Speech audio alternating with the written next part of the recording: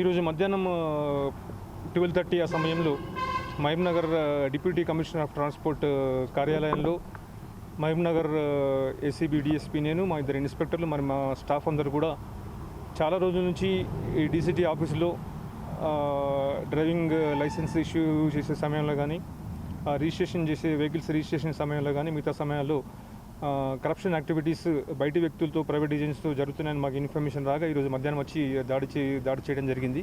వచ్చిన తర్వాత వచ్చి లోపల ఉన్న టోటల్ అన్ని సెక్షన్లని మొత్తం అందరికి సంబంధించిన అన్ని ఫైల్స్ని అవన్నీ కూడా వెరిఫై చేయడం జరిగింది.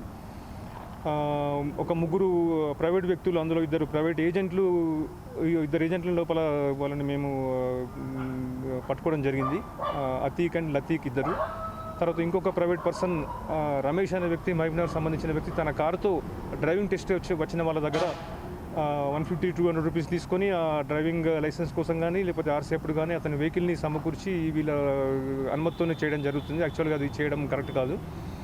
అదేవిధంగా కొంతమంది స్టాఫ్ సంబంధించి సిబ్బంది విషయంలో కూడా వాళ్ళకి సంబంధించిన కొన్ని ట్రాన్సాక్షన్స్ కూడా కొన్ని అనుమానాస్పదంగా గుర్తించి అవన్నీ కూడా స్వాధీనం చేసుకోవడం జరిగింది. దర్యాప్తు చేస్తున్నాము. పబ్లిక్ ఎవరైనా కానీ ఇలాంటి రిజిస్ట్రేషన్ సమయంలో కానీ లేకపోతే లైసెన్స్ ఇష్యూ చేసే సమయంలో కానీ ఎవరికి ఎలాంటి ఇబ్బందులు ఉన్నా కానీ మాకు ఏసీబీ ఆఫీస్కి వచ్చి మాకు చెప్తే మేము తప్పకుండా వాళ్ళ మీద యాక్షన్ తీసుకుంటాము. ప్రస్తుతం డిప్యూటీ కమిషనర్ ఆఫ్ ట్రాన్స్పోర్ట్ గారు లీవ్లో ఉన్నారు. ఇంకో ఎంవీఆర్ కూడా లేరు. ప్రస్తుతానికి ఒక ఎంవీఏ మరి మిగతా వాళ్ళకి 10 మంది సిబ్బంది అందరూ కూడా చేస్తుంటే మార్నింగ్ వచ్చి అవన్నీ చేసి ఆకస్మికంగా తనిఖీలు నిర్వహించడం జరిగింది. అమౌంట్ ప్రస్తుతానికైతే వాళ్ళ దగ్గర ఎంత అమౌంట్ ఉందో వాళ్ళ అఫీషియల్ రిజిస్టర్లో కూడా అంతవరకే అమౌంట్ టాలీ అయిపోయినాయి. వేరే అమౌంట్ అయితే ఏం దొరకలేదు. ఓన్లీ ఆ ఏజెంట్స్ మాత్రం 3 దొరికారు. ఇర్రెగ్యులారిటీస్ ఏమున్నాయి అవన్నీ గుర్తించాము. అవన్నీ కూడా ఒక రిపోర్ట్ రూపంలో తయారు చేసి మేము హైదరాబాద్ హెడ్ ఆఫీస్ పంపిస్తే వాళ్ళ అక్కడి నుంచి గవర్నమెంట్కి పంపించి వాళ్ళ మీద యాక్షన్ కోసం పంపించడం జరుగుతుంది.